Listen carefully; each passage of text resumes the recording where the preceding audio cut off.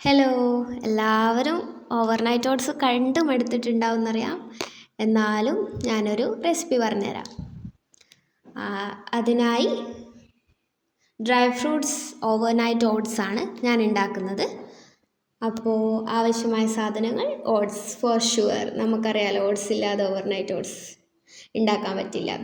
അപ്പം ആദ്യം ഒരു ബൗൾ എടുത്തിട്ടുണ്ട്. അതിലേക്ക് ആവശ്യത്തിനുള്ള ഓട്സ് ഞാനിവിടെ 3 സ്പൂൺസ് ആണ് എടുത്തിട്ടുള്ളത്.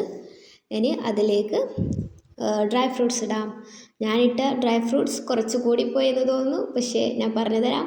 കാഷ്യൂനട്ട്, ഫിഗ്, പിസ്താഷ്യൂ, ഡേറ്റ്സ്, പിന്നെ വാൾനട്ടും കൂടി ഞാൻ എടുത്തിട്ടുണ്ട്. കുറച്ച് പാലൊഴിച്ചു. ഇനി നമുക്ക് ഇതിലേക്ക് കുറച്ച് ചിയ സീഡ് ഇടാം. ചിയ സീഡ് കുറച്ച് സമയത്തിന് മുമ്പ് 15 മിനിറ്റ്സ് ബിഫോർ സോക്ക് ചെയ്ത് വെച്ചിട്ടുള്ളതാണ്. അപ്പം നമുക്ക് അതിലേക്ക് വേണമെങ്കിൽ ഹണി ഉപയോഗിക്കാം. കുറച്ചും കൂടി ഷുഗർ, കുറച്ചും കൂടി സ്വീറ്റ്നെസ് ആവശ്യമുള്ളവർക്ക് കുറച്ച് ഹണി ഉപയോഗിക്കാം.